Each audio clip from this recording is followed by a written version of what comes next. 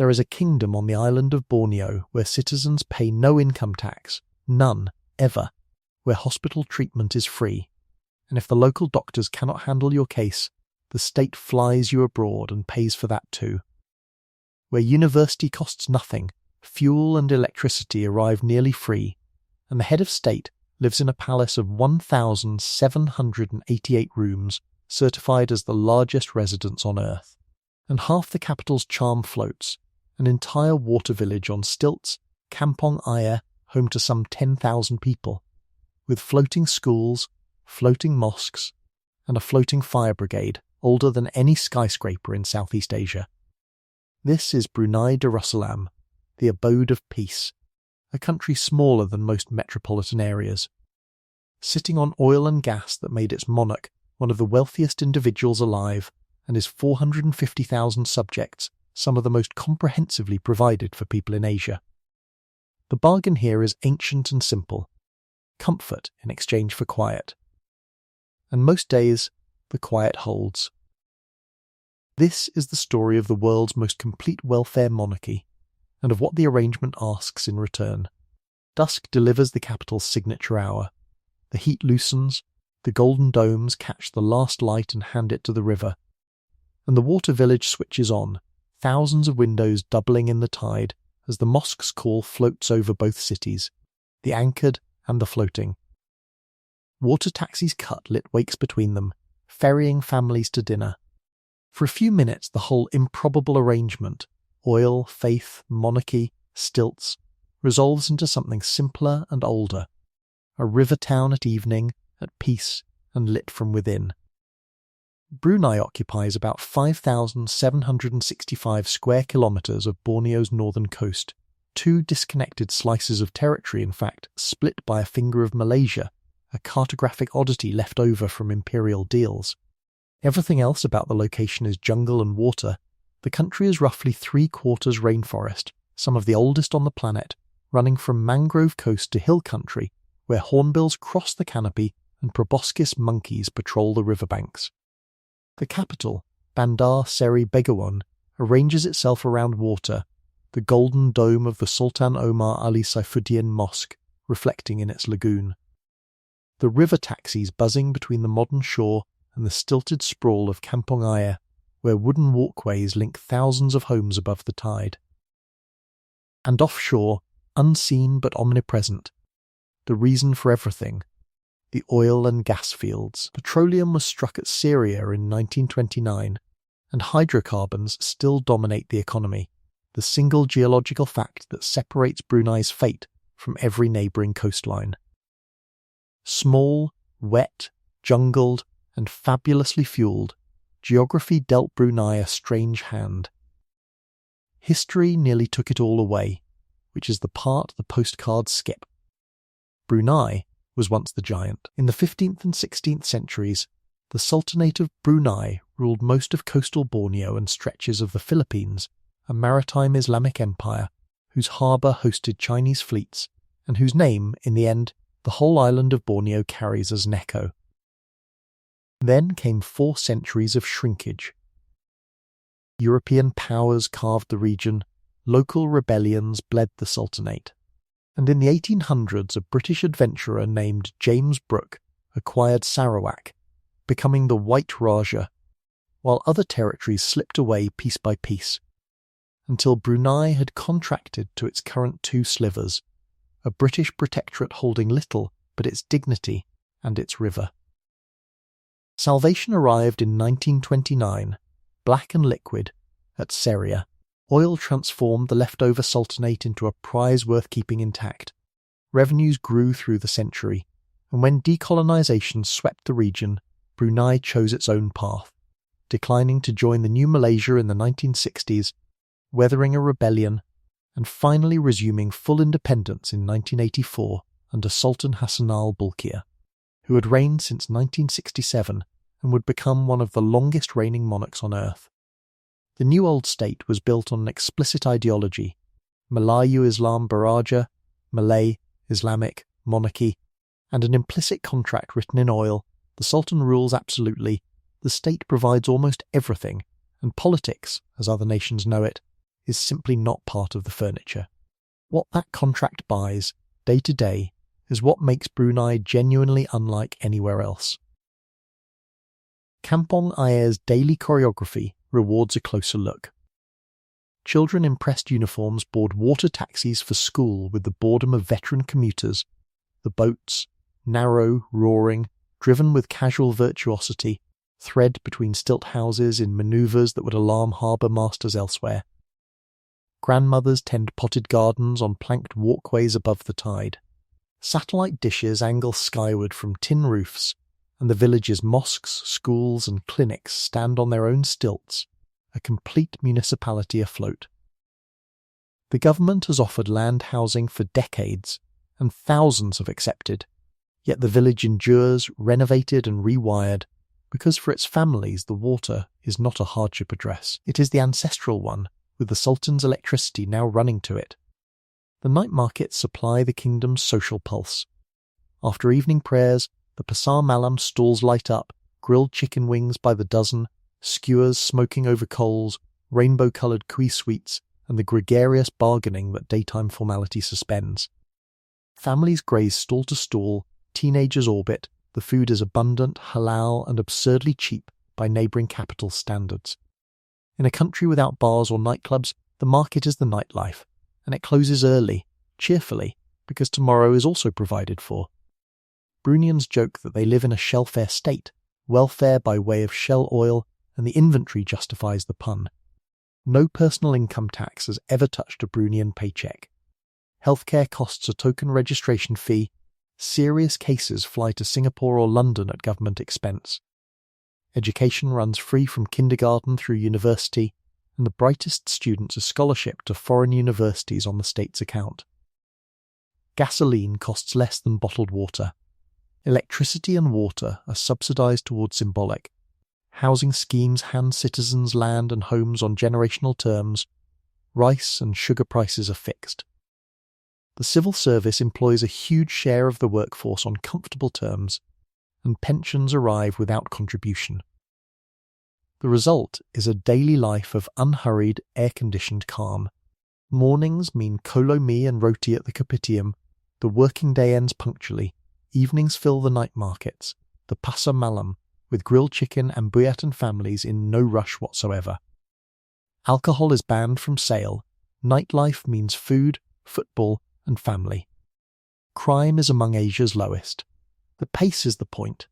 Brunei may be the only oil state that spent its fortune not on skylines but on slowness. Kampong Ayer remains the counterintuitive heart of it. Offered solid ground repeatedly, thousands of families simply prefer the water village, houses on stilts with parked speedboats, satellite dishes, and state-piped electricity and water. Tradition with utilities.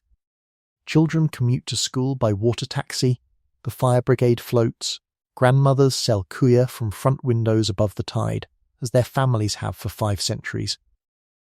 Above it all, in every sense, stands the palace, Istana Nurul Iman, 1,788 rooms on the river, the world's largest residence, opening to the public each year at Hari Raya, when tens of thousands of ordinary Bruneians queue to shake the Sultan's hand and eat from his kitchens.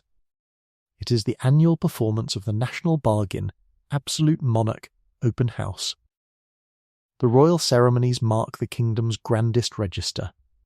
Coronation anniversaries and royal weddings unfold with gilded chariots drawn through the capital, regalia bearers in ranked procession, and the water village decked in flags above its reflections, pageantry maintained not as tourist theatre, but as the state's actual liturgy, broadcast to every household it houses. For Bruneians the spectacle reads as reassurance, the bargain made visible, gold thread and all, renewing itself down the generations, while the oil quietly pays the tailor. The rainforest interior is the kingdom's least told story. Ulu Temburong's canopy walkways rise 50 metres into a green architecture older than the Sultanate itself, gibbons calling at dawn, hornbills crossing the river gorges, clouded leopards moving unphotographed below. Researchers prize Brunei's forest precisely because it is a control sample, primary rainforest on an island that lost most of its own, preserved not by environmental movement, but by accounting, the oil simply paid better than the timber. The kingdom now advertises this accident as policy, and the claim holds either way. The trees stand, the rivers run clear. And the longboats that carry visitors upriver are piloted by Iban families who have known these waters since long before the first well was drilled. Brunei's culture runs on the three pillars of its state ideology: Malay custom, Islam, monarchy, braided into a code of soft-spoken formality. Islam sets the calendar and the tone. The golden-domed mosques are the skyline. Ramadan reorders the national day. The call to prayer floats over the water village as it has for centuries. The 2014 to 2019 phase-in of a Sharia penal code drew international headlines and boycotts. Within the country, daily practice continued largely as before, conservative, communal and quiet, though the episode marked Brunei's place in the modern conversation about faith and law. Malay custom supplies the softness, the unhurried courtesy, titles and honorifics for every occasion, weddings that run for days, and deference to elders, to rank, to the royal house, as social grammar. Criticising the Sultan is not merely illegal. For most Bruneians it is simply unthinkable, somewhere between disloyalty and bad manners. And the forest holds the third inheritance.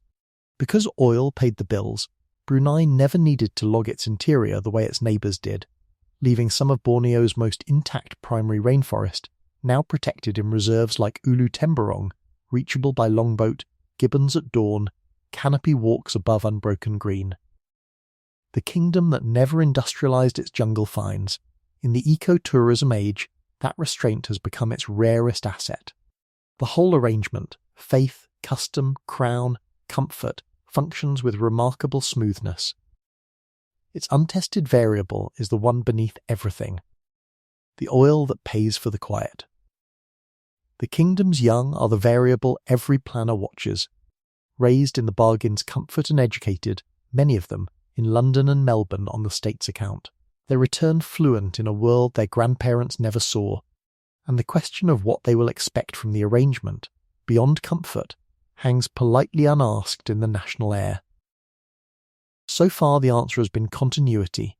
The mosques fill, the civil service absorbs, the night markets hum. But every rentier state eventually meets the generation that takes the subsidy for granted and asks what else there is, and Brunei's planners, to their credit, speak of diversification with an urgency the calm streets do not yet echo.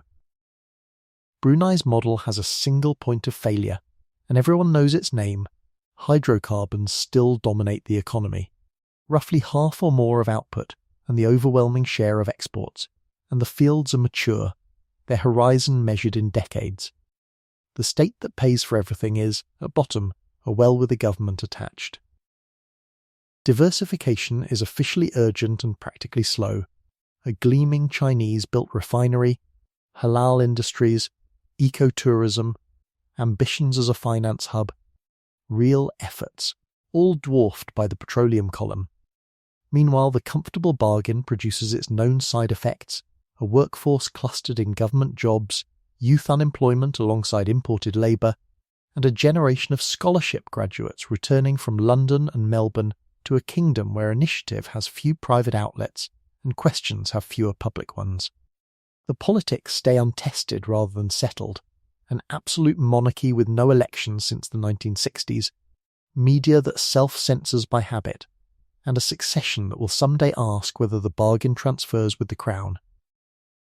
The Sharia Code's international costs, boycotts, reputational chill showed the kingdom's exposure to a world it cannot subsidize into approval. None of this presses daily on the Capitium or the water village.